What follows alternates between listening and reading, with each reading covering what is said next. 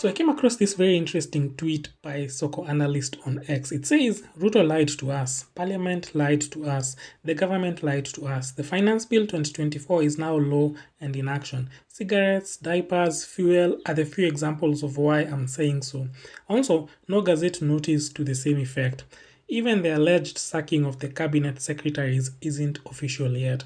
How do you negotiate with liars, honestly? I honestly agree with this tweet because barely a fortnight ago, Ruto said that all state officers and public servants had been banned from participating in Harambees. That was just a few days ago. He made that announcement on national television, live in fact. I remember watching it live. If you don't believe me, here he is making that promise. No state officer or public servant shall participate in public contributions or Harambees going forward.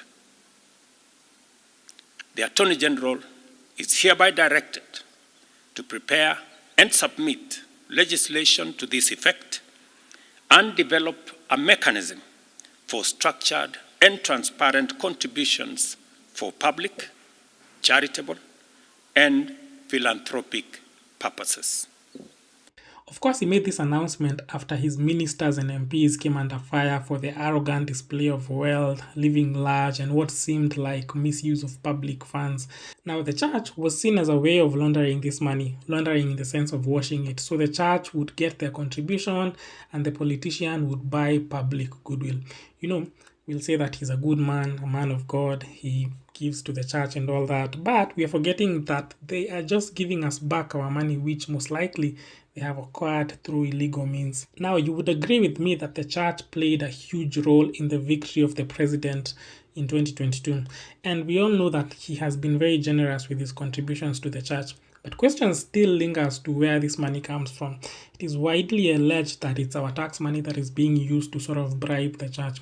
Anyway, that said, Ruto banned Harambees by all public servants. Great. We all said that's a step in the right direction. Until this past Sunday, Nabi happened to find himself in a church somewhere.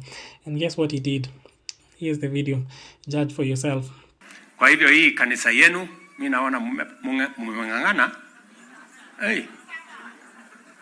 Imebaki kidogo Sasa hiyo mali imebaki ni yangu. Sasa wewe Gachagua upangane na ule priest, mfanye hesabu ni shilingi ngapi, munipatie, niandike check, muendelee nimalize hiyo kanisa.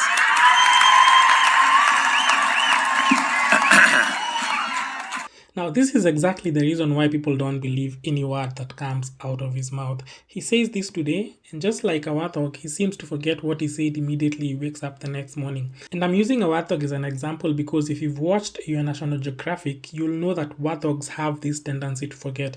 Call them the Dory of plain land. Remember Dory in the movie Finding Nemo? I'm so sorry. See, I suffer from short-term memory loss. Short-term memory loss? I don't believe this. No, it's true. I forget things almost instantly. It runs in my family. Well, I mean, at least I think it does. Right. Now, our president also seems to suffer from short-term memory loss. Because please explain why you would make a declaration one day, then a few days later, you're blatantly breaking it. And you wonder why Kenyans are out on the streets chanting Ruto must go. You wonder why Kenyans no longer trust you. Well, this is why. You just never listen. And when you do, you don't hear us. And if you do hear us, your short-term memory kicks in and you forget what we've just said to you. As in, there's no saving you. If you can dare do something like this, barely a week after... Anyway, let me not lose my cool because you're obviously not worth it. Guys, please let me know your thoughts down below. Oh, and if you have any videos of where the president has pulled a warthog moment or a Dory moment, please DM me. I'd love to highlight them here. We need to keep this administration in check because if we don't, no one else will. Besides, we owe it to the future generations. Peace. Oh, and please remember to subscribe to the channel.